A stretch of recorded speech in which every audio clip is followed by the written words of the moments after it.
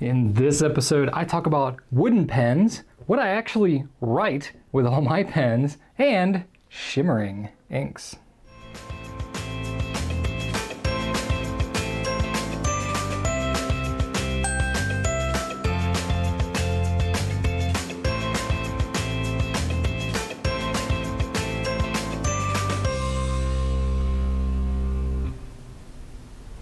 Well, hey there everybody, I'm Brian Goulet, and it is episode number 155 of Goulet Q&A.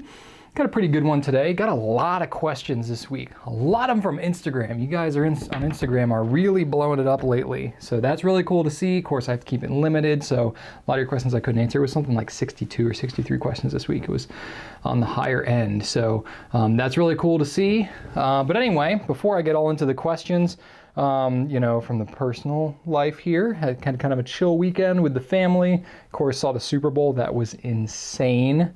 I'm not like really big into sports really, but just something told me like, I guess I should probably look at this one, and it ended up being like epic on so many levels, but I won't get into it any more than that. I was not really rooting for either team, and it was just a crazy game to watch. But before that, on Saturday, my son, who just recently turned 7, ended up getting the original Star Wars trilogy, so episode 4, 5, and 6, because he wanted it. He'd only seen number 4, and he wanted to see the others. So we had a good family day and watched the entire trilogy all the way through on Saturday. My kids are 5 and 7, so they're a little on the young side maybe, but even still. And I gotta say, I hadn't seen them all the way through in a while, and it's a pretty good storyline. I think I think we may be onto something there. I don't know. Might be some legs on that series. But anyway, it was really kind of cool. And then it was like during the epic scene when Luke Skywalker's fighting Darth Vader in Empire Strikes Back, Joseph lost a tooth. So he had a loose tooth, he'd been wiggling it. And he's like, "No, I am your father." And Joseph's like, "Boonk, I lost a tooth." So it's like, okay, I'll always remember Joseph losing a tooth in the middle of that scene of that movie. So just kind of fun stuff. So anyway, that's been kind of fun.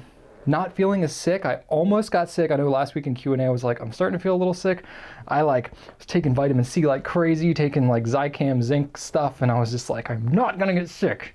And I willed myself past it. So I'm back in full force this week. You can probably tell my energy's back maybe a little bit more than it has been. So it's been kind of fun. And it's like unseasonably warm here in Virginia. It's in the 70s. It's crazy. In February. I'm not complaining. I think it's pretty awesome. It's been a pretty exciting week for us. We have launched the Lamy All-Star Pacific, which is the special edition for 2017. Of course, it's a gorgeous blue color. I'd seen pictures of it online, and we had pictures on our site just that were stock images from Lamy, and it looked a little bit lighter than this. And I was like, I hope it ends up being a little bit darker, and it was, and it's just like, yes, they just nailed this blue. I love it. So I'm really happy to see this bright blue. I think it's awesome. Great addition to their lineup. I'm really happy to see like a more vibrant color coming out of it. So we've got them. Right now, our team has been awesome. We originally had tracking for Friday. We expedited the shipping so that we could try to get it here sooner. Ended up coming on Tuesday. So that was really kind of cool that we were able to make that happen. So our team has been, because when we launch like a new thing like this on a Friday, it's always really tough because it's the end of the week. And by the time most of you get notified, whether it's email list or newsletter or whatever, it's then the weekend and we can't ship stuff out because we're closed on the weekend. So when we get it on a Tuesday, that means we can get it out right away, get it to you, and then you guys get to have it for the weekend. Everybody's happy. So that ended up working out really nicely. So props to our team for working really hard this week. They do have an ink that's coming with it. There's been a little bit of confusion about the ink. So it is called Lamy Pacific ink. It is the exact same ink as Lamy Turquoise. The ink itself is exactly the same. And I get why, because it's a perfect match for the pen. The Lamy Turquoise is more blue than green, so literally it's a perfect match. So they put in a new bottle, same price and everything. So if you happen to get that, if you already have Lamy Turquoise, don't bother. It's the same, thing unless you want the bottle. It is a slightly different colored cap, which I think this color cap actually more closely matches the ink than whatever, but there it is. And then the box itself is more of a blue color, kind of a special box instead of what the turquoise one is, a little more turquoise. So, so that's there, and then the cartridges as well. I don't have cartridges on hand, but same ink in the cartridges as well. So if you're interested in that, I would recommend it. Lamy Turquoise is my favorite ink. So I personally got a bottle of the Lamy Pacific just so I could have it as reference for the difference between the two. But I use Lamy Turquoise all the time. In fact, my bottle's like half empty here, which for me is nuts. And these bottles are cool. I don't know if it's like kind of like a UFO shape here. And then it has, in the bottom, it has this blotting paper. So you can actually blot your nib and kind of clean it off. It's the only ink I know that has blotting paper included with it. And then it's got this little, you know, thing down on the bottom where it actually holds ink down there. You can see if I tilt it, there's no ink here, but that allows you to dip your nib down further in because it's such a flat bottle. So fairly functional bottle. Looks a little interesting. It's very distinctive, but anyway, cool stuff coming from Lamy. And then you'll notice on our website too, we just put up the Lamy Petrol, which is the Safari Special Edition color for 2017. That's going to be coming in April. That is a cool looking pen. I'm really pumped for that. I don't have one. I've never seen it in person, but if we get one ahead of time, that would be great, and we'll publish, whatever we can about it. I'm psyched for that one though. I don't think it's going to be quite as big of a deal as Dark Lilac was last year, but maybe I'll be surprised. I don't know. But it's a really cool like dark teal color with black trim, black nib. It's going to be pretty sweet. Matte finish on it, so it's going to be pretty slick looking. So I'm pumped for that. So you can go ahead and sign up for an email notification list on our site for that if you're interested.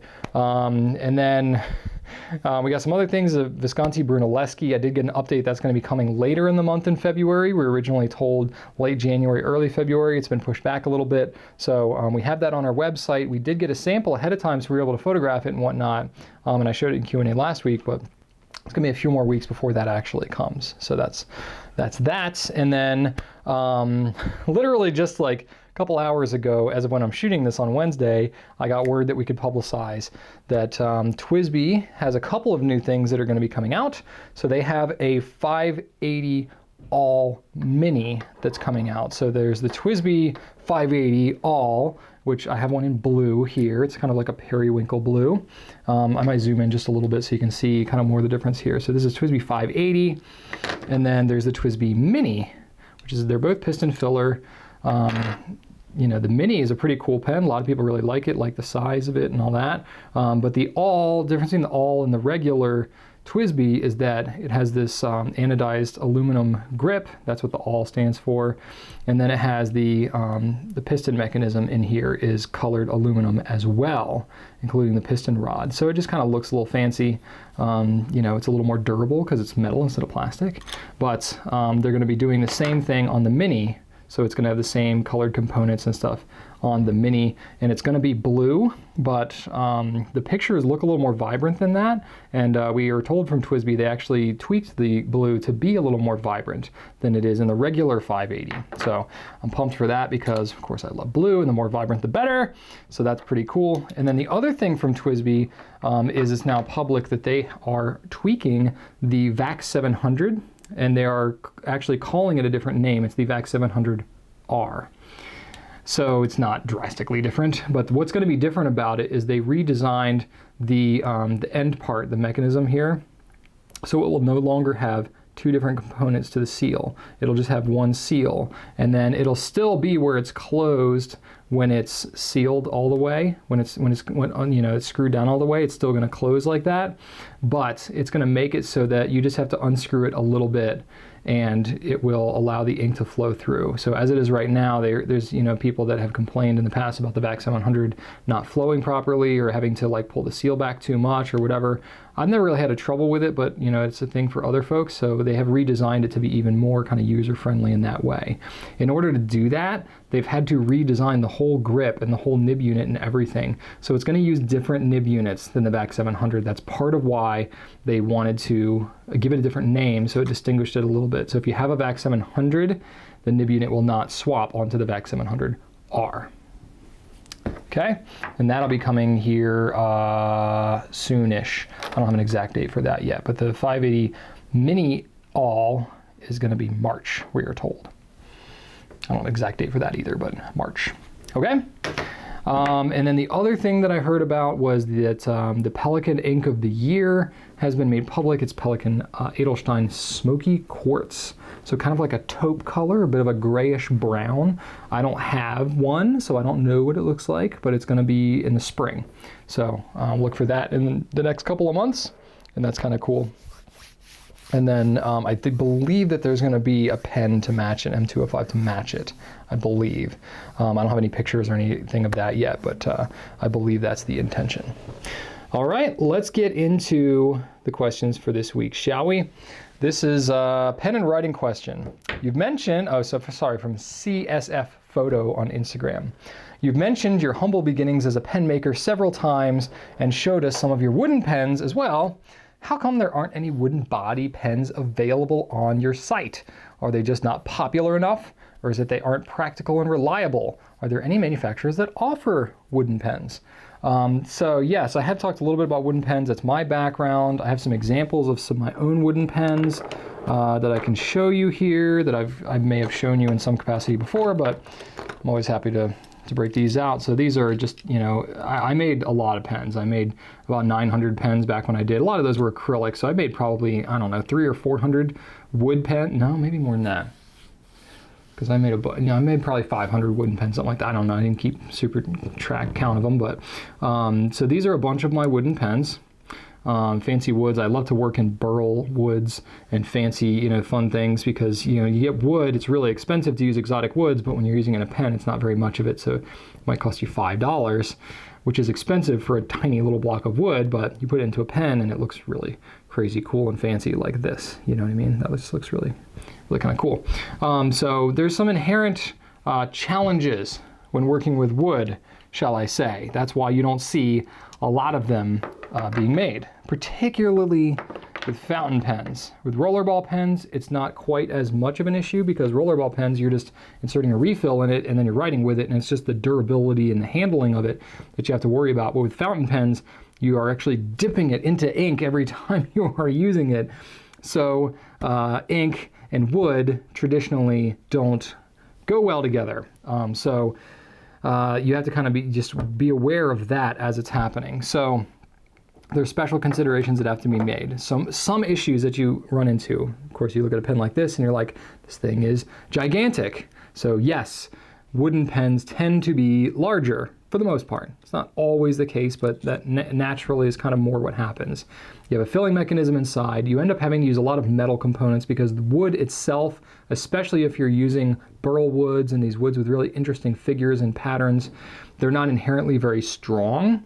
So you have to reinforce them with metal. The way that I made these pens and the way that all these like kit style pens are, is you drill a hole through it, and then you glue a brass tube in the middle of it. You turn it down, and then you press the wood, you press the metal components into the wood.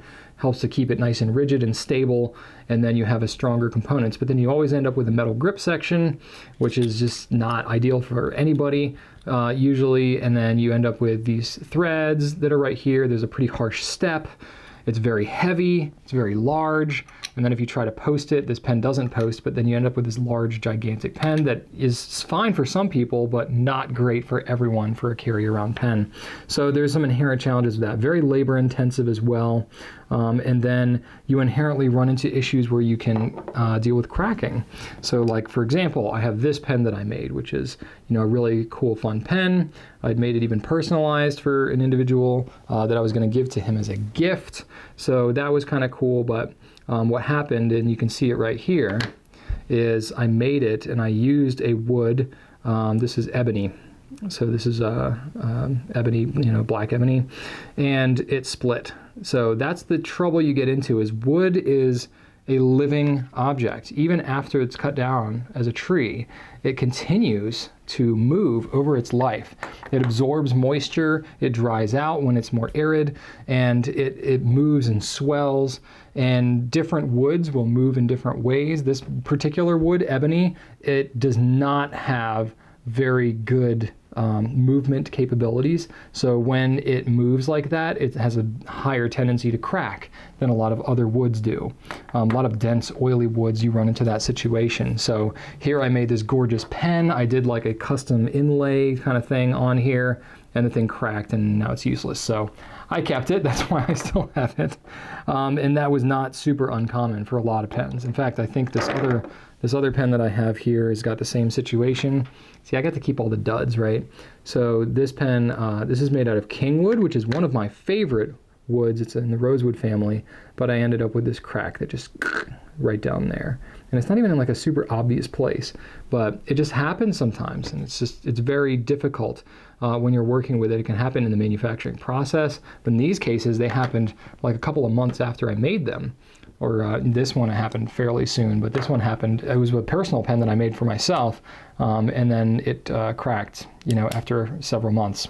Kind of a bummer. What are you gonna do? But you run into that situation. The last thing you want to do as a pen maker is go through all that trouble to make something really nice, have it crack down the road.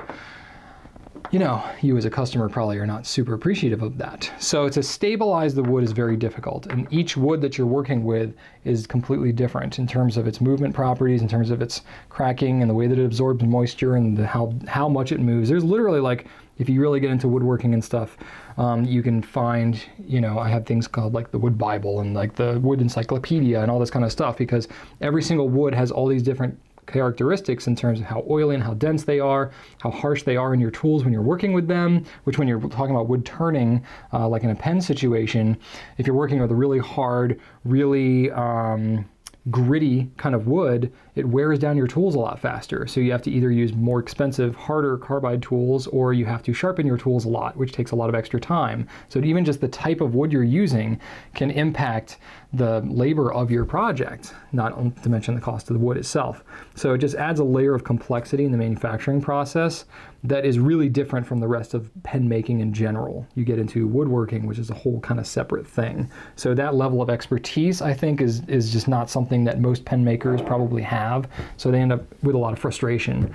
The one exception kind of to that is that I've seen the one kind of like commercially made pen maker that I've seen that sells globally, that sells a lot of wood pens, is Faber-Castell. And we've sold some of their wood pens in the past, like the Ambition here. So there's a pear wood, there's the black one, I forget what it's called, and then this other one, which I'm failing to remember what they are at this moment. I really should know the names of these. But anyway, so these are all actually relatively thin woods. But I was told when we started carrying these things that they worked for 2 years to figure out how to make these in a reliable and stable fashion. So think about the R&D that goes into that and how many pens you would then have to sell after the fact with all the labor and everything involved to make that back. So that's why I think most other companies that aren't focusing on wood are like, this is just way too much trouble. And then it's really kind of niche. Some challenges you run into with wood: it can stain if you get ink on it, it can crack, if you drop it, it can cut, you can get indentations into it. It's just like a wood desk or anything else wood that you have, especially these are like literally solid wood. If you drop it or you drop something on it, it can chip, it can do all kinds of stuff. So you got to kind of get into that knowing that that's a potential for that to happen. Of course, I love the natural feel of it. I love wood pens because that's kind of how I got my start. But then you end up with metal sections and stuff like that. So it's kind of a compromise. The nice thing about most of these wood pens that I have here is when you actually go to fill them, I know you're thinking like, well, aren't I going to get ink all over it if I dip it in there? Well, you're not really going to be dipping the wood into the ink. You're going to remove the nib section, the grip section, and it's got the converter and everything, and you fill it. I don't know offhand of any wood pens that are like piston fillers or vacuum fillers where you would have the body of the pen attached to it when you go to fill it. Everything I can think of and everything that I have here is cartridge converter. So that's kind of nice, I guess. So Faber-Castell's got those. They have another one called the Ondoro. This is the smoky oak. This is kind of a bigger one, and it's actually kind of funny because I have one. As I was experimenting in my own pen making, I did an 8-faceted pen. out of desert ironwood here. And then I didn't even know anything about fountain pens at the time. But then later on, I came to find that Faber-Castell has one called the Andorra, and I was like, it's actually not that dissimilar from the one that I had designed. So that's kind of fun. But this is a hexagonal one, you know, and it's got an interesting kind of grip going on, very little shorty grip. That's very, but it's nice. It's kind of streamlined in with the thing. So I don't know. I don't carry this pen around and use it very much, but I do like it stylistically, and they have some other versions of it too. And then if you get especially into the Graph von Faber-Castell line, which is their higher end line, sort of like you have Pilot and you have Namiki, you have Faber-Castell, and then you have Graph von Faber-Castell. That is something that we have considered carrying. They don't do a lot with online-only retailers, and we've been in talks with them about the possibility of doing that. I think they are willing to do that, but we are trying to kind of solicit if there's any kind of demand for that. So I don't know if there is, but if you personally are like super into wood pens and you're like, Graph von Faber-Castell, oh my gosh, I would love that. Let me know, because that's something that we've talked about for a while, but it's a bit speculative for us, and we don't want to dive headfirst into these really expensive high-end wooden pens unless, you know, we know that there's somebody out there that's really wanting it. Some other wood pens that I have.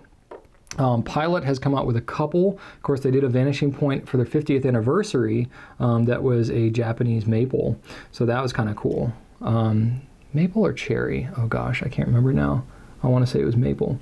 And it was a limited edition, very expensive. It was like $550. So that's a bit much, but it's you know, limited edition, so you can't even get it anymore. And then I have this other one that was Delta Magnifica. This is a special edition as well. That is called the Amalfi. Sorry, I think it's a limited edition. It's numbered. I think so. Yeah, I got number 312 here. So this is partially made of wood. I know this pen is like, what? I actually really like the design of this pen, but most people I know think it's just crazy looking. But it's made of Mediterranean olive wood, you know, from the Amalfi Coast. So that's really cool, and I dig that a lot. Olive wood is one of my favorite woods to work with. It patinas really nicely. It feels great in the hand. I don't know. I've got like a deep passion for wood that when I can merge wood and pens together, it's just kind of really cool. But you're right, there's just not a whole ton of them around. So I would love to kind of get more into them, but not a ton of people are asking for them or buying them. So I've got to do what's practical from a business standpoint. But certainly if people want to get into more of these like limited edition kind of higher end things, that's where the woods that you use can get really interesting, because then they kind of devote more energy into using special woods and partnering up with more wood specialists who can work with them on the pens.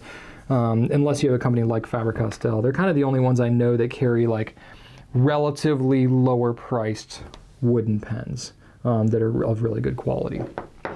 So there you go. There's my little foray into wood pens. And yeah. Next question we have. This is from fountain.pens on Instagram. Good job grabbing that handle. That was pretty good. Let's see here. Challenge question. You have $50 to $60 in your pocket.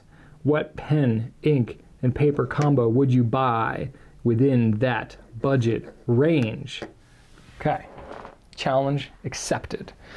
I definitely think you have a lot of good options in that range, even for all three of those. Of course, you can easily spend all of that and more just on a pen. But I think especially if you're kind of just getting into the hobby, you can get a solid little package deal for that price. And of course, we have a lot of package sets on Goulet pens in that price range. I'm not just going to cop out and say buy a package set. I'm going to talk through it. So first off, when you're talking about pens, I have a great video called Top 5 Fountain Pens for Newbies. It's one of our most viewed videos of all time. You should go check it out. We feature 5 different pens on there, which I really enjoy all of them. The Pilot Metropolitan has stood the test of time as a great intro pen. The Platinum Preppy, solid intro pen as well, even less expensive. The Jinhao, doesn't really matter which one you feature, X450, X750, 159, any of those would work. So those are pretty solid. And then the Pilot Varsity as well, I think is really good. It's a preloaded pen, so you don't get as many ink options with that, but I think it's a really great intro pen into the fountain pen world. And then of course the Lamy Safari is in there as well. So that's a really great pen. Any of those would be really good. The Lamy Safari would be absorbing most of your budget in that case, but you could certainly make that happen. Ink, ink, you have a lot of options. If you go with some of the premium inks like Pilot Iroshizuku, Pelikan Edelstein, the Faber-Castells, the Caran d'Ache, you're going to be absorbing most of your budget, so you'd have to kind of give up on some of the pen, I think, to make that happen. But really, you have a lot of options there. You could get pretty much any ink you want. Noodler's is very economical, and I think Diamine, too, for the amount of ink you're getting, is pretty economical, and you get a really good range of colors in both of those brands. So I'd encourage you to go either way with those. Noodler's $12.50, Diamine $14.50. Sorry, $14.95. And then paper, you have a lot of options as well. One of my favorite papers of all time that I think everybody should try is Rhodia number 16 dot pad. And I just realized I have a bunch of notes on here that I don't want to show you. So here you go, and flip page. So it's actual notebook in use, right? So paper is fantastic. The paper is consistent in all of the Rhodia. When you get to the Rhodia premium stuff and then the web notebooks, the paper is a little bit different. But the Rhodia 80 gram stuff is consistent across all their notebooks. So I think getting whatever format of Rhodia notebook that you like, the paper is really good. One of our more popular papers because it's smooth, but not too smooth. So a lot of people love it. And the dot format too is fantastic. Love just using it for note taking. I keep it right by here, so I'll make a phone call or whatever. I'm spending a lot more time on the phone these days. But there's that. Of course, I'm going to plug my own notebooks, the Goulet notebooks with Tomoe River paper. You can get it with the thicker 68 gram Tomoe or the 52 gram, the really thin stuff. Definitely lots of different sizes and formats. Up to an A5, that's the largest size that we have. You can get much smaller ones made for like the Midori, the Traveler's notebooks. Sorry, the Traveler's notebook is not technically Midori anymore. It's now Traveler's Company, Traveler's notebooks. But anyway, that's semantics there. But you're going to pay like $5.50 to $9 for those notebooks. And then if you want to go more into the kind of notebook like journal routes, of course, Lordstorm I think is a fantastic foray into it. This is the official bullet journal one, which costs a little bit more, but you can get it without the bullet journal, save yourself like $5 there. So between 20 and 25 bucks. You can get a really solid journal. So if you get obviously the most expensive of all of these options, you might be pushing the budget a little bit, but you can give and take a bit. Of course, as far as ink goes, you could always go with samples instead of full bottles and yada, yada, yada. But my personal combo that I would recommend to you, this is because I am really enjoying the color turquoise lately, and this is just such a fantastic match. So I would go with the Pilot Metropolitan in turquoise with a fine nib. I would go with the Leuchtturm turquoise notebook or bullet journal. You could fit either of those in there, but the notebook will say, just to try to save you a couple bucks there. And then Diamine Marine. Great match for all of these. It's going to look really good, and it's going to put you right at about $49.95. With shipping, still fits you in your sweet spot there, and you right in that 50 to 60 bucks, and you can still get yourself a cup of coffee after you're done. So that's what I would recommend to you. But we have a lot more package sets and stuff on gouletpens.com that you can check out. That's just personally, like, I literally end up using these things almost on a daily basis. So I literally have this pen inked up with Diamine Marine right now. Didn't even do that special for this video. Just that's how I live. All right. Next, from yaymalika on Instagram. Just started watching your 101 series, and I'm wondering, what do you actually write with all those pens? Our world is mostly typed now, and I feel I have to go out of my way to find outlets to practice my handwriting. So I've answered stuff kind of similar to this before. I'm trying to answer it maybe in a little bit different way, so forgive me if I end up repeating myself just a tad. I just kind of like the way you phrase the question. So my response would be, what can't you write? There's all kinds of stuff. But in practicality, I use a lot of technology as well as writing with physical pens. I am not one to say, like, no, technology is bad. Fountain pens should be the thing that everyone uses. Let's be real, that is not practical, and that is never what I'm going to be espouse. I don't think that technology is ever going to move backwards. It's not like when the fountain pen came out, everybody was like, the quill should be the thing that everyone uses moving forward. It was like, no, it was better technology. Obviously, fountain pens have been displaced by better technology for a lot of communication purposes. However, I would argue that it cannot replace it fully because there's a lot of tactile analog benefits to using fountain pens that you just can't replace with technology. So I like to use both.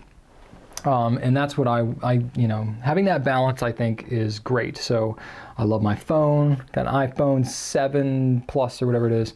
And then I got the MacBook here that I'm using. I wear an analog watch.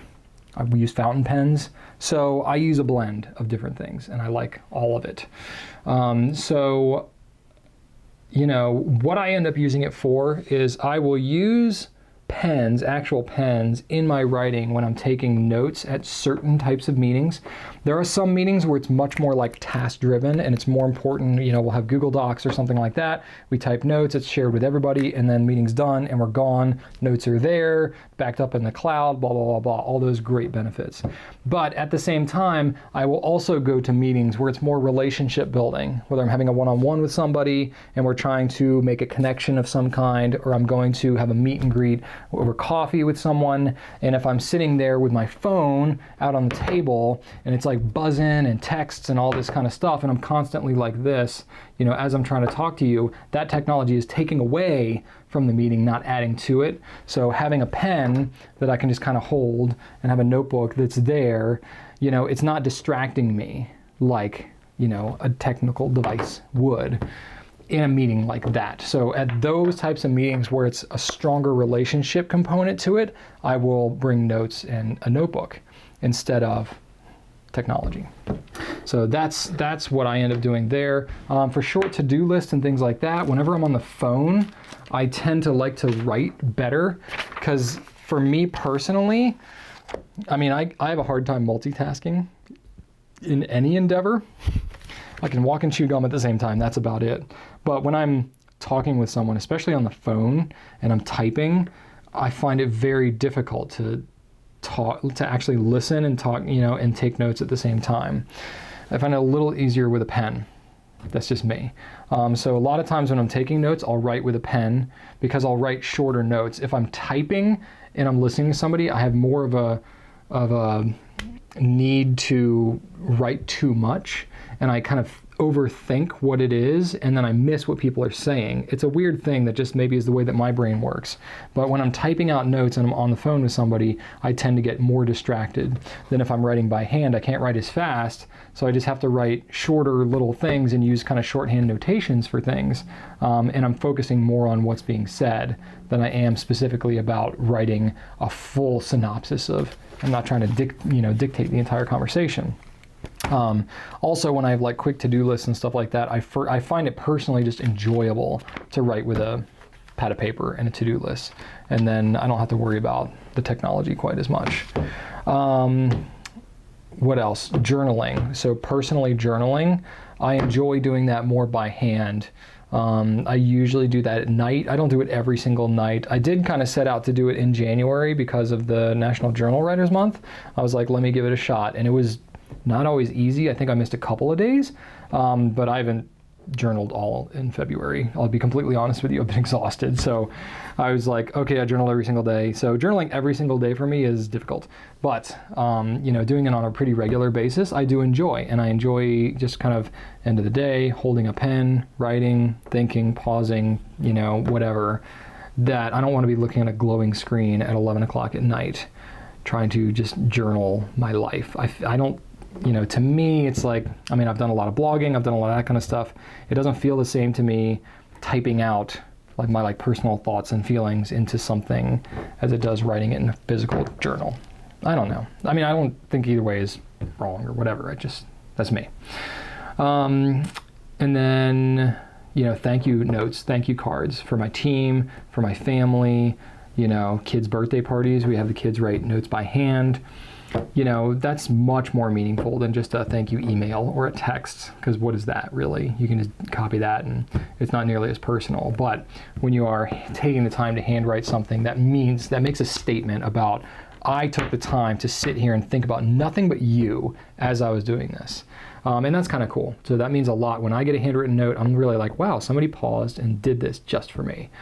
you know, as opposed to an email, I'm like, oh, okay, maybe they personalized it with my name, but you know, that kind of thing. So, you know, it's just, there's different methods of communication, but when you're going for deep, the handwritten note thing can really go a long way. I also do Post-it notes. You know, I've got a little Post-it note dispenser thing here, and I'll do that, you know, especially around the office here, you know, for quick just labeling purposes. Like, you know, I might have some new products that came in and I needed to inspect them, but then it's got to go back to another member of my team. So they might be elsewhere in the building. So I'll just slap a note on it, be like, these are good to go, leave it on their desk, and I'm done. So Post-it notes are not particularly fountain pen friendly. That's a whole other thing, but I do use my fountain pens for that as well. And then kind of to finalize some of my thoughts here, I definitely use a lot of pens for non-writing purposes as well, just being the nature of what I do. I take a lot of pictures of them. I put them on my personal Instagram account. I carry around a case of pens pretty much at all times. It's not completely full right now, but I'll carry pens around with me to compare to others, to show other people, to whatever. If I'm meeting with somebody and I know that they're a fan of pens, like outside of our office, I know they're a fan of pens, I'll bring some of my really cool ones, and then they'll be like, whoa, mind blown.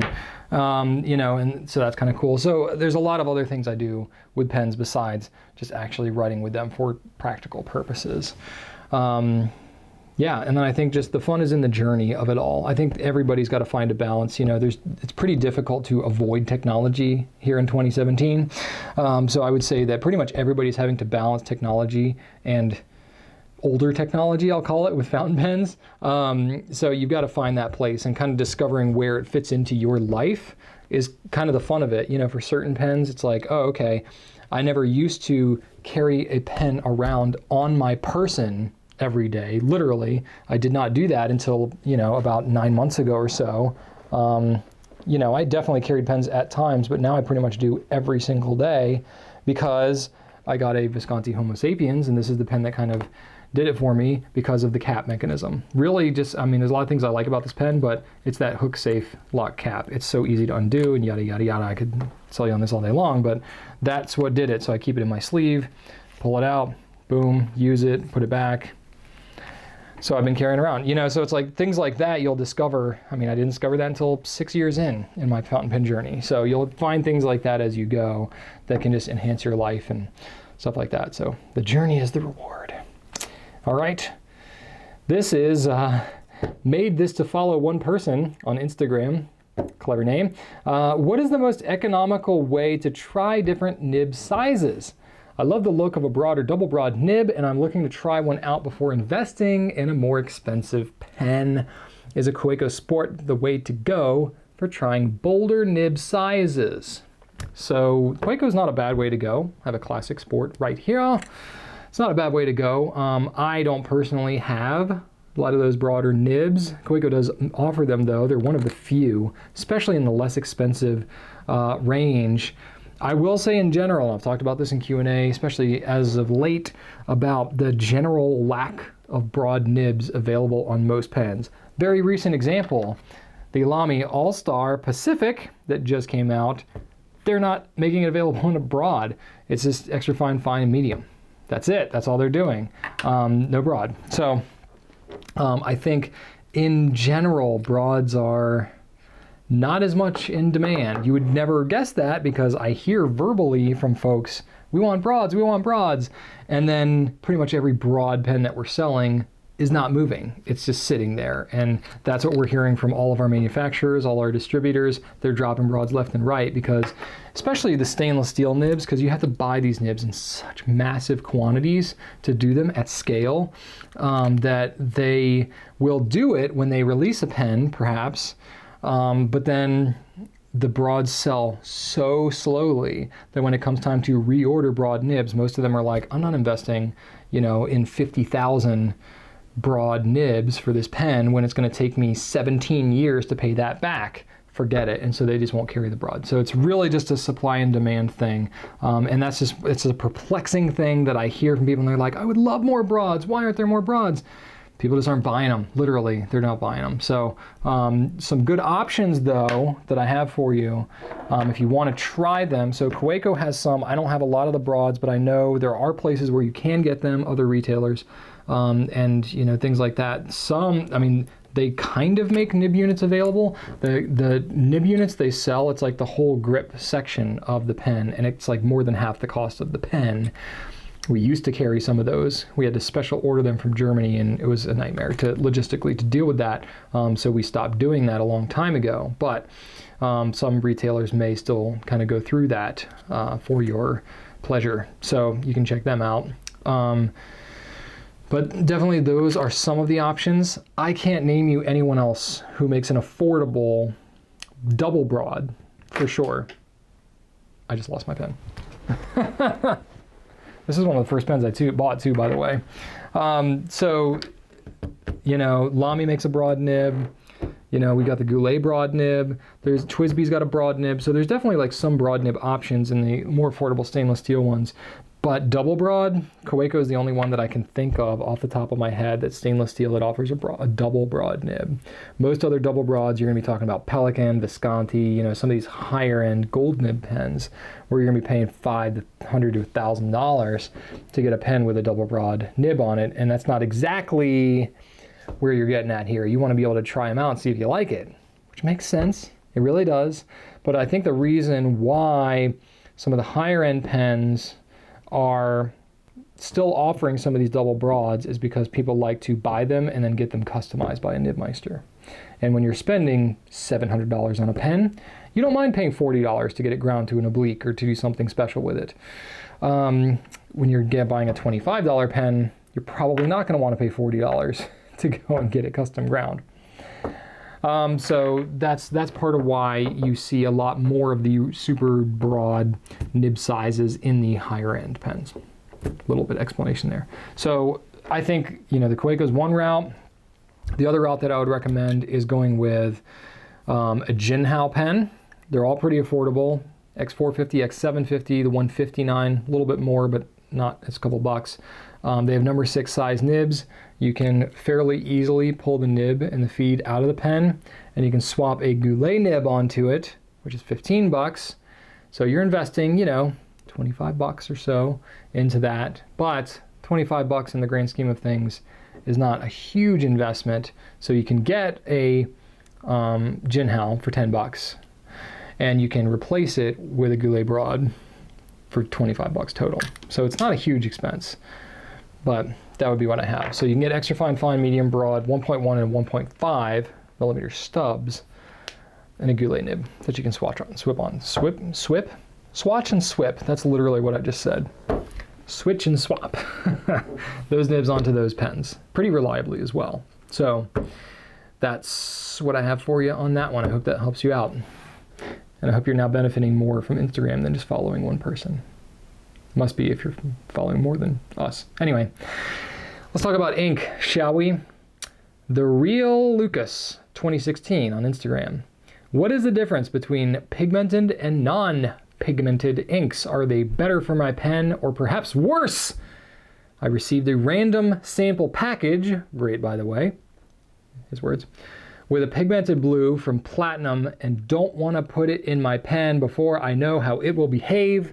Well, Lucas, I want to say first off, props to you for not, you know, for I guess, you know, having good pen cognizance and for thinking about your you know, your maintenance of your pen before just going and putting an ink in it. I'd rather have you be a little more cautious than going, oh yeah, this is liquid, let me stick it in my pen, you know, because that's when you go too far the other way. That's when people see like calligraphy ink and they're like, oh yeah, it's ink's wank, whatever, just put it in the pen, and then it gums it up and it makes it bad. So that's not the situation you're in here with the pigmented inks. It's definitely a little bit different than your typical fountain pen ink.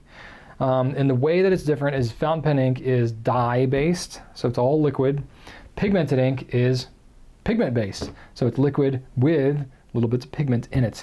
So pigment is basically a very, very, very, very fine powder. You know, pigment is what you have in latex paint that goes on the wall. You know, it's what you use in acrylic paint. So when you're talking about like archival properties and UV resistance and stuff like that, pigmented is better for all that, because dyes inherently break down way easier with UV than pigments do, because pigments are solid, you know? That sunlight is not going to touch it nearly like it will a dye. So that's where a lot of the benefit. Another benefit to the pigments is they don't soak in and absorb into the paper like dyes do. So if you're using maybe a slicker paper like a watercolor paper or something like that, the ink sits more on the surface. So it's going to dry a little bit faster on that type of paper. It's going to remain more water resistant, especially I know a lot of artists like to use pigmented ink, especially if they're going to be doing any type of like watercolor washing or something like that over top of the pigmented ink. They like the pigmented one, especially platinum carbon black. They like to be able to put that down for their lines and shading, and then for the washing, they like to use other ink on top of that because it won't pull the black off of there, and it will pull around the other colors. That's a huge benefit to the pigmented inks. You're not going to get that quite as easily on the dye-based inks. The challenge you have with pigmented inks is because you have these literal solid pigments of ink that are traveling through your pen, your fountain pen feed is very, very slim. It's very fine. And if you get a lot of pigments that's rolling through there and you're not cleaning it on a regular basis, or you let it dry out, the liquid dries out and it just leaves the pigment behind, you can imagine why that would be somewhat troublesome. It's sort of like if you have, I don't know, like if you have a storm that comes through and everything's running through your ditch and there's a bunch of debris, leaves and sticks and stones and stuff like that. Those are physical, things, solid things that are running through that ditch. All the water dries out, all that other junk stays behind. The next storm that comes through, the water's not going to flow through as easier. That's kind of what you have going on with pigmented inks in your fountain pens. Is you have to clean them more diligently. You have to use them on a regular basis to keep it flowing through. You don't want it to dry out because then you're going to end up with that debris, for lack of a better term, that's drying up inside your feed, and you're going to have to really diligently clean it out to get it smooth flowing again. It's not going to ruin your pen. It's not like it damages it or anything like that. I mean, perhaps you could. I've never heard anybody that's like permanently ruined their pen using pigmented ink. It's more just like it's stubborn to clean and kind of a pain, so people don't really like it. But it's never been like I had to throw my pen out because it was so bad. You do run into that situation where you get into calligraphy inks because they're actually shellac based, which is a whole different medium, and that actually bonds to the feed, and it's a whole mess. So you don't want that. But the pigmented inks are going to be a nice in-between of those. So I don't think it's anything you need to be afraid of. I think, certainly you use your own judgment about, is it worth it to you? Is the trade-off of the more permanence qualities and the UV resistance and the washing ability and stuff like that, and the performance you get on slicker paper, is that going to be worth it to you to be more diligent about cleaning your pen? It may or may not. That'll be a personal call on your choice. If you say, forget that, I don't want to deal with that, more power to you. There's lots of other options of things that you can do that are not going to require that trade-off. But I think that's maybe now you're just a little more empowered and it's not so scary. I would say go ahead. If you want to take it on, ink it up in your pen, see if you like it. If you don't, clean it out after a couple of days and don't worry about it anymore and you'll be fine. All right, this question is from The Film Darkroom on Instagram. What inks do you recommend that aren't blue-black but are archival quality? Okay, so archival inks are kind of a whole other thing. There's this whole thing about like archivability. When it comes to archiving, and I'm no archivist, if that's the actual term, I don't know. But if you're talking about wanting to store your writing for a long period of time, generations, right? The method of which you store it is incredibly important. So you can use the best ink and the best paper in the world, but if you store it in the middle of the Sahara Desert, wide open, it's not going to fare well, or some other equivalent. If you have it down in a damp basement, you might get mold that grows in your journals. It doesn't matter what ink you use, so you have to store it in a cool, dry place out of direct sunlight. So that's with whatever you're using. The paper becomes important as well, because it doesn't matter if you have the best ink in the world. If you have it on paper that's going to fall apart after 10 years, then it really doesn't matter what ink you use. So you got to use decent paper, pH neutral, acid free, ideally. And then they may have some language about archival quality paper or document paper or something like that. That's just the process at which they use to bleach and to make the paper. It remains pH neutral. If you have paper that's very pH heavy, like they use a lot of bleach and stuff like that, that's when it yellows over time. You know, you get tannins in the paper, and I think that's right. I'm trying to remember now whether that's, I know there's a bleaching process, forgive me, I'm having to dig that back into the alcoves of my brain. I was never like super amazing in science class, but I know they bleach the paper to, of course, get it from looking like wood to looking like white paper, but I cannot remember if it yellows because of the high pH or acidity. Either way, it's bad. I know there's both bleach and acid that are used in the manufacturing process, but you want it to end up being neutral, because if it's not neutral, that's when you end up with paper quality that breaks down over time. Especially think about like newspapers. Newspapers are made in like the cheapest way possible, and they yellow very, very quickly. That's because they cut corners. Not cut corners, you know, but they don't make those papers to be archived. It costs more to do that. So anyway, that's paper. So using decent paper, Rhodia's great, Clairefontaine's great, Leuchtturm's great. Pretty much, you know, all the fountain pen paper that we carry on our site is going to be of good quality and will be generally archivable, right? Okay, we got that taken care of. Doesn't really matter about pens, because that doesn't really affect anything. Now we're getting into inks. When it comes to archival quality inks, certainly like pigmented inks would work. A lot of the Noodler's bulletproof inks and stuff. A lot of the permanent inks end up being either black or blue, whether it's because of just traditional purposes. A lot of them are used for legal purposes, because that's what needs to last a long time. Legal, they like to either be black or blue, government purposes, things like that. So that's where a lot of them kind of came from. And also because iron gall, traditional iron gall inks they were originally, that's where the term blue-black came from, is because some of the traditional iron galls would start out kind of a very dark blue, and then it oxidizes as it's on the paper after, you know, a week or so, and it actually turns black. So that's originally where the term blue-black came from, was blue that oxidizes and turns to black. Of course, these days, blue-black just means really dark blue for most people. So that's kind of a navy color or whatever, that people call that blue-black. Really, the official blue-black should be iron gall that oxidizes to black. But anyway, so staying away from those, I will say those blacks and blues and blue-blacks tend to be the more archival inks. They're the ones that are going to fade the least over time. When you get into other dyes, they're not quite as naturally archival as maybe those blues and blacks are, so you're going to give up just a little bit, just a little bit of that quality. But it's still, these inks that I'm going to mention are going to be better than just traditional, dye-based fountain pen inks.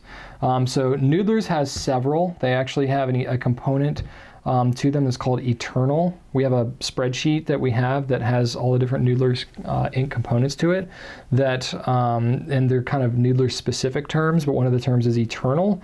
That's what that means, is it's more of an archival, kind of isn't going to fade over time kind of ink. So Empire Red is a good one. Luxury Blue, that comes in a little 1 ounce bottle. General of the Armies. Bad Green Gator, that's part of the Warden series. Of course, the rest of the Warden series is all blues and blacks, but the Bad Green Gator is dark green. Hunter, which is another 1 ounce bottle. And then Lorraine Mauve, which is another 1 ounce bottle as well. The original Noodler's Eternal inks were all those 1 ounce bottles because the dye components are a lot more expensive. So they put them in those 1 ounce bottles so they can still remain fairly affordable. They would cost like $25 or more if they were to put them in those 3 ounce bottles, and that would just be a lot. Nathan didn't want to charge that much, so we put them in a 1 ounce bottle. There's a lot of other inks too, the Polar inks, Warden inks, those series are all kind of in there as well. And then the other one that really has a decent range of colors for you is Diatramentis. They're document inks. So they have a black that's called Archival and a black that's called Document. I don't know the difference between the two, honestly. We've asked and we still don't get. The guy that makes the Diatramentis, English is not his first language, so trying to get deep technical info on the difference between those has been a moot point at this point. But they have a bunch of different colors. So there's like a fuchsia, brown, fog gray, violet, turquoise, red, green. There's a lot of different colors within the document inks for Diatramentis that would be very permanent, very archival as well. So I think those would you know, between those two brands, you're going to find pretty much most of your options. There might be a couple here and there from other brands that you can do it. But as far as non-blues and blacks, I think that's going to be your ticket. All right, one other ink question. This is from Ann P. What is the best way to shake a pen full of shimmer ink to stir up the particles without getting your cap full of ink? Should a pen full of shimmer ink be stored nib up or sideways? And do pens with shimmer ink tend to hard start, or is that just me? Great question. Okay, so I have a pen here that I actually have inked up with one of my favorites, J.R. Bond, 1670 Emerald of Chivor. You can actually see, I'm going to zoom in a little bit. Sorry, you're going to get to see my 3 days of stubble here from having not shaved, but here you go, Emerald of Chivor. And as I turned the bottle, I literally just shook and filled this before, right before I started this video. You can see how the stuff is settled out in the bottle, just as we've been talking here. So before I go to fill, I just kind of gently shake, and I'm gonna see if I can, as I shake it, I'm not shaking it aggressively. You can shake a little more, you know, the bottle you can shake a little more aggressively. There it goes. See that? So the stuff settles out pretty quick. So I'm gonna leave it here just for like a minute or so, and you'll see how much it's gonna settle out. So you gotta keep this stuff moving. That's the thing, is, you know, this is more in like the pigmented ink category. It's not fully pigmented ink, it's not quite the same, but it definitely has particulate in there. That's how they get the shimmer. You can tell, obviously, because you look at it and you can see it's even starting to fall out there already. So the pen itself will do that too. So look, you can see I've had the pen on its side, and I've got the green on the top, and the gold shimmer is where the pen was laying down. So as you're using the pen, if you want to get the most amount of shimmer as you're writing, you need to keep the pen moving. But the thing is, you do not need to shake the living crud out of this stuff. It's really just a gentle kind of motion that you need to do. Like you'll see, there's the stuff there. Just as I kind of move it back and forth, it's going to solve it. You do not need to do this, which is too much, and then you end up with ink inside your cap. That is too aggressive. It got ink all over my nib and all over everywhere. It definitely did shake it up. But then when you do that, you're doing harm to yourself in a couple of ways. Not only are you getting ink all up in your cap, or this is something that other people do too, is they don't think about putting the cap on, and they go and they aggressively shake the pen like this, and that is just going to get ink everywhere, and you don't want to do that. Just a gentle rocking back and forth. You might have to do it a couple of extra times. It might take you an extra 20 seconds, but you just do this as you're writing. Take a break every minute or two and just go back and forth a couple of times, and that'll keep that stuff suspended in there, and it'll keep it writing fairly consistently. So if you're shaking it aggressively like that, not only are you going to get ink in your cap, but you're also going to create a bunch of air bubbles inside your pen, which are going to cause flow issues, because those air bubbles are going to break the capillary action as your ink is trying to move through its feed, and you're already having to overcome the particulate that's in the ink, so you don't want to exacerbate the issue by putting air bubbles in there unnecessarily. So you just gotta get a kind of zen about it, okay? I'm trying to get a shimmer, and I'm just gonna take it easy. It's just gonna take a little longer, and I'm just gonna shake my pen gently back and forth like this, and then write some more, and then gently go like this. You can just make it a habit. If you write a lot with these inks, you know, write, shimmer, shimmer, shimmer, and then when you pause, just kind of rock it back and forth a little bit, and then write, and there, and then you'll pretty much be happy. As far as storing it, I have to clean this out. As far as storing it, nib up or sideways, I don't think it particularly matters, honestly. I think nib down is probably what you want to try to avoid, because then you get the particulate that like wants to fall into the feed and kind of block it up. So I would try to avoid that if you can. Sideways doesn't really matter, or nib up. Nib up is probably going to be a little bit your safer bet, but either way, you're going to be okay. I tend to store my pens sideways when I can, because I find that just in general, as a complete and total blanket statement, I tend to have the fewest issues with my pens when I store them sideways. When I store them nib up, they tend to want to dry out just a little bit faster. But either way, don't sweat that quite as much. And then do they tend to hard start? There's certainly that potential for it to be there, because it's not just a conventional dye-based ink. It has kind of an X factor to it. And I think having a little bit of a hard start is not unusual. If that's the case, and if it's like a really frustrating hard start, you can do a couple of things. You can, especially if a pen like this, where it's got some kind of piston mechanism or something, you can flood the feed a little bit, especially if the bottle handy. Open the bottle up, take and drip a couple of inks or drops back into the bottle, or maybe dip the nib back into the bottle. Really try to saturate that again, because what you don't want is you don't want this particulate to be in here, have the pen sit around for a while, kind of dry out, and then you go to write with it again, and it's kind of hard starting because it has some of that shimmer that's in the feed, but you've got all the liquid that's back here that's trying to make its way through, and then you end up with that debris in the gutter kind of thing I just talked about a second ago. So you want to kind of just resaturate that whole front section there, and then you should be okay. If it's really bad and just really being frustrating, just dump the rest of the ink out, clean the pen thoroughly, and then ink it back up and try it again. I had this exact pen, this is a TWSBI Eco with a broad nib. When Emerald of Chivor first came out, I inked it up in this pen, had the exact same ink. I didn't use it, this exact pen religiously, but I had it in here for 8 months. 8 months. And it would have a hard start, sure, but I wrote with it for 8 months before I needed to ink it up again. So it will, with the right type of pen, it will last a pretty decent amount of time, but other pens it may dry out faster. You may have a different experience with that. Excuse me. And then the last question I had, this is a business question. So this is from Laronsworth on Instagram. I know with companies like Pilot, you work with their US division, but do you ever have the option of carrying their products intended for Asia if you believe your customer base would respond well? Or are you able to special order at the very least?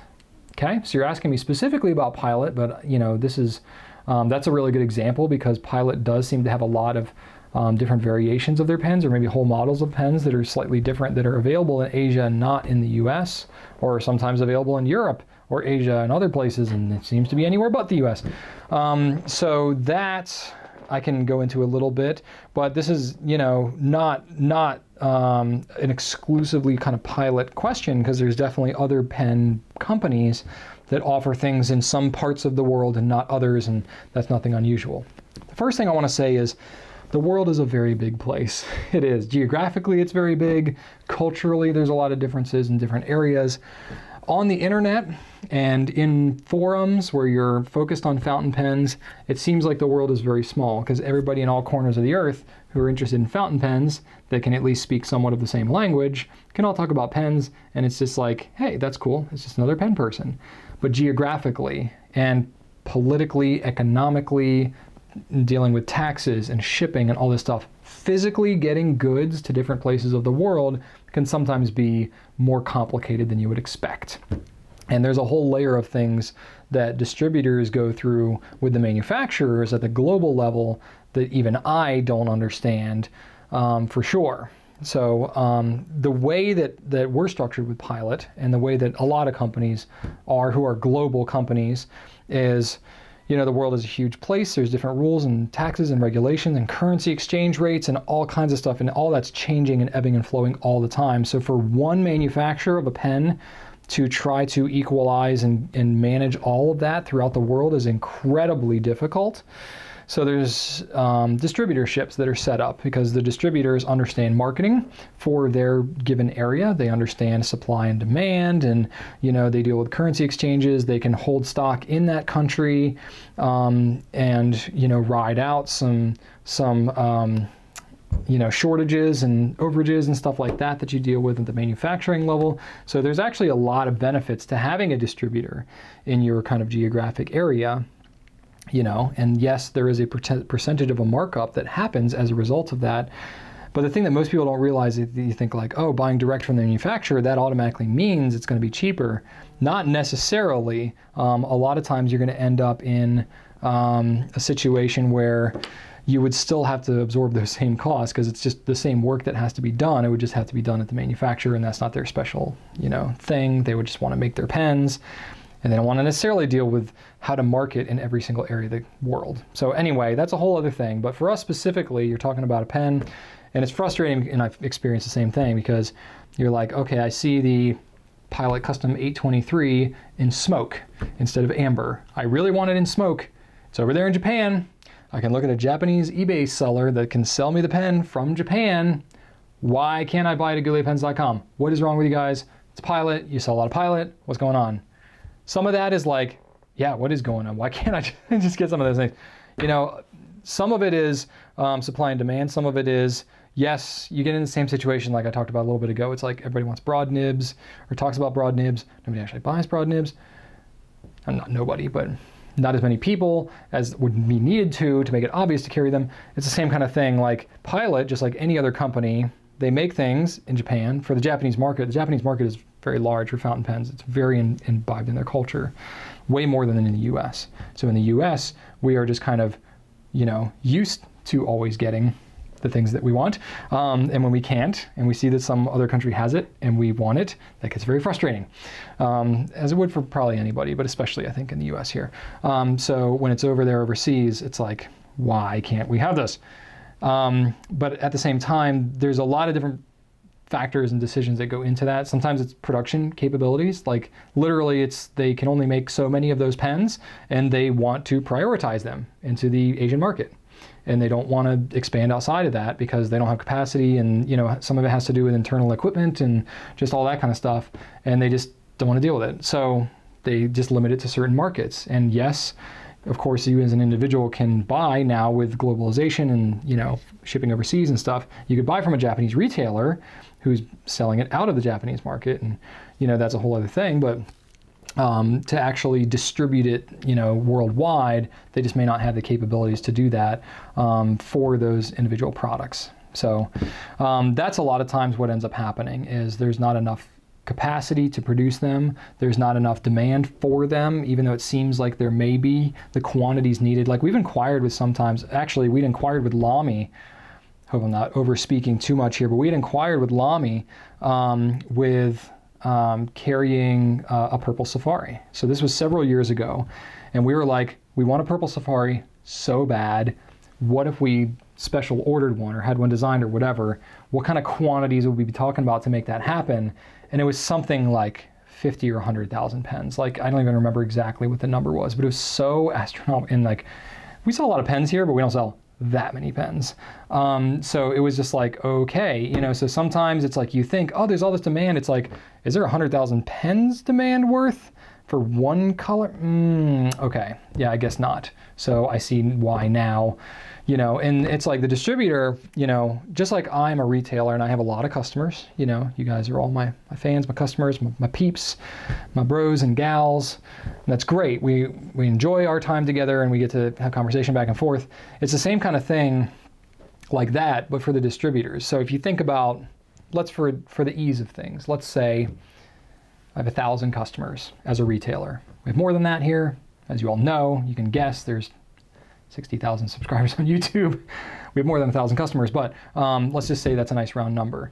Well, let's say that, you know, there's 1,000 retailers in the United States, which there's probably a lot more than that for Pilot. So Pilot has 1,000 customers who are 1,000 retailers, and they each have 1,000 customers, let's say, for the ease of things. Well, if Pilot as a distributor in the US had to talk to not 1,000 customers, but, you know, 1,000 times 1,000, whatever that number is, 10 million, that is too much for them to deal with directly. So that's why you have the retailer-distributor relationship. Same kind of thing when you go up to the manufacturer level, they have multiple distributors to help support all of those retailers. Think about it as a manufacturer. Pilot, I think, has 3 global distributors, plus they sell directly in Japan. It's a little bit different there, but let's call it 4 because they sell directly in Japan, and then they have distributors set up in Europe and, you know, Asia and US. So when you're talking about having 4 customers as a manufacturer to your distributors, instead of, let's say there were 1,000 in every single region, retailers, you know, for a manufacturer to have relationship with 4 distributors instead of 4,000 retailers around the world, that's where a lot of benefit of distributorships come up. So with that, you're going to get a little bit, sometimes there will be very legitimate reasons that's just like, you know what, it's not practical, it's too many pens, the demand really isn't quite there, and the distributors really have to kind of make that decision. A lot of the reason the distributors are there is because I, as gouletpens.com, might be like, everybody's screaming at me to get extra fine nibs on the Pilot Metropolitan. I've told them that like 8,000 times. I would love to have that, but I might be one out of 1,000 retailers they have, and every other retailer they have is like, nah, nobody cares about that. So Pilot, as a distributor, has to say, you're just one out of 1,000 people. That's not the hottest thing. There's, 99 or 99,000 people are asking about a custom 823 in smoke. So we're going to get that instead of the extra fine, so it's like there's things like that that happen just at the even higher scales for talking about, making this kind of stuff, because it's very involved when they make these pens. And, I can understand it's frustrating when you see stuff that's not available in different places, but as I've inquired more and more over time, I understand that there are usually pretty good explanations for these things. Sometimes though, it's literally just like, yeah, they really could do it, and just somebody's making a call somewhere, it's an organization filled with people. Sometimes it's just they don't have the right information, or they just, they maybe are missing an opportunity. They could sell an extra, whatever, a smoke, custom 823, and they're just missing it. They're just missing out on that opportunity. That could be the possibility as well. So I always try to give them the benefit of the doubt, and I always try to pass along the feedback that we get here at Goulet to them, and they have a great respect for us for that, Pilot specifically, and a lot of other distributors, manufacturers. But we are still just one out of many, customers of theirs who are the retailers. So it all kind of gets put into a bucket, and then they have to make a decision at a very large scale about what it is that they're going to pursue. So the important thing with all of this is that feedback is key. And that's where social media is so great, is because it speeds up the process of gaining that feedback. And I can post a video like this, and you all can jump in the comments and say, smoke 823, oh my gosh. And I could go to Pilot and I could say, we have 9,000 comments of people saying they will come to you and beat you up if you do not offer the custom 823. Sorry, I went kind of dark on that, but I could say like, there's crazy demand for this, look, here it is. Then they might say, oh, okay, yeah, I guess you're right. It's not such a guess anymore. Let's go ahead and give it a try. So that's how this whole thing can really work and can really help out. So, but it's a big, it's a big question mark, and you're dealing with things in the, possibly tens of thousands or even hundreds of thousands of quantities when you're talking about a global kind of thing for new pens. That's a huge gamble if something is going to be off the mark. So they've got to make intelligent decisions where they can in terms of distribution and stuff like that. It's a very complicated thing, especially talking Pilot.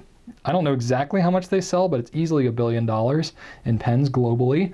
So there's a lot there to deal with, and certainly us in our niche little area think, well, I just want that smoke 823, but it can't always be available across the entire world. But the feedback is key. We keep asking for things. That's why we have a fine nib on the Pilot Metropolitan. Yes, because when it originally came out, it was only in medium. A good medium for sure, but it was about 2 years almost before the fine nib came out. Do you guys remember that? Those of you who've been around for a little bit, you remember it was just a medium on the Metropolitan. As soon as that thing came out, you can see it. I have it on video saying, this is going to be one of the greatest starter pens. I want them to have it in a fine nib. As soon as that pen came out, I said that, and every time I talked to them, I was like, when's pen coming in a fine nib? Can we get a fine nib? How about a fine nib? What about a fine nib? And me continuing to say that, as well as a lot of other people. It's not just me that made that happen, as a lot of other people did. They finally brought in the fine, and now, voila, fine's amazing. So that's how it all works. Cool. Just glad I could help clear that up for you a little bit. Oh, and then, sorry, I went really long on this question, and I missed a phone call in the meantime. So the other thing is special orders. So that's a whole other thing. Special orders, I touched on it a little bit, like with the whole Lamy thing, but a lot of times special orders is going to really come down to logistics, how large the company is and how much they're willing to do special orders. We have a really mixed experience with special orders. A lot of times we love to do it, but the stock is so spotty, especially for these more specialized things, that, it's like it would seem so easy to get it, but it's like sometimes, you know, they have all these different variations. And for example, I'm just going to use a Smoke Custom 823 because that's what I'm running with on this example. They might make the Smoke Custom 823 for 2 months and make a 3-year supply of it. I'm just making this up. This isn't confirmed, but that might be how their production schedule is. And then they use all the same equipment, it would make sense, to make the amber one and then a clear one or whatever. And they might change that over. So depending if the smoke one just goes gangbusters and they sell out of it, all the retailers buy it up, well, it's not in their production schedule to make it for another year. That could be the case. Again, this is all hypothetical here, but it might be that way. And so what happens is it all gets bought up by the Japanese retailers because that's who they you know, allocate the stock to, and then there's none left. They don't have any because they've gotten rid of it all, and they're not going to make it anymore for another year unless they choose to not make the clear or something like that. And so globally, even if we wanted a special order, it would be, oh, they don't even have it. So we would take a special order as a retailer, and then they would say, yeah, we don't have it, we'll let you know when we can get more. And I'm not joking, like there have been some special orders we tried to do, whether it be Pelican or other brands, where we've waited 6 months and then eventually just told the customer, I'm sorry, we're refunding your money because I don't ethically feel good about holding on to your money this long. I'll let you know if we ever hear that we're gonna get it again. Special orders can be so hit or miss for like not regularly carried things, or we can't even offer it reliably. So that's that. It's all complicated, isn't it? Like there's just a lot of logistics with this stuff. It's amazing, but it's great, I love it. All right, nice little extended Q&A here this week. Glad to do it, had a good time. I'm feeling healthy again, so I don't mind talking a little more. My question of the week for this week, I'm gonna go back a little bit into how do you actually use your pens? Let's give some ideas here. I want to help out Yaymalika, so that Yaymalika has some ideas of how to actually write with some of these pens. I'd love to hear how you guys use them, which pens you use for which purpose. Just elaborate on that a little bit in the comments, and then ask some questions for next week as well. Instagram has dominated the questions lately. YouTube, you got to represent. Facebook too. It used to be like all Facebook questions, and Facebook kind of changed their algorithms and stuff, and now it's Instagram dominating, so go figure. Twitter's never really had strong representation. I don't get a lot of Q&A questions through Twitter, but we'll take them all. You know, we take them all. It's all great. So check out these pens and more on gouletpens.com. Be sure to subscribe to our YouTube channel, as well as Instagram, Facebook, Twitter, Pinterest, YouTube, you name it. Subscribe everywhere because we want to be here for you guys. Thanks so much. Glad to be here again. I appreciate you spending time with me. Very honored by that. Thanks for watching, and write on.